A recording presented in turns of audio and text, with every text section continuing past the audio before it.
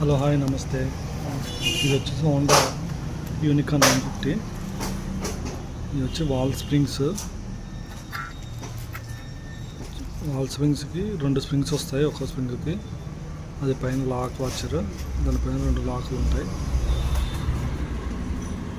Head నేను walls అయితే కొత్త వేసి గ్రైండింగ్ చేశాను.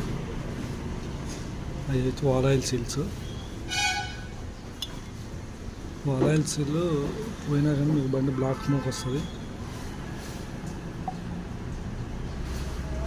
ఇన్లెట్ అడ్జస్ట్ వాల్, అది ఒక వాల్ పైకి ఒక వాల్ కిందకి ఆడుతూ ఉంటాయి.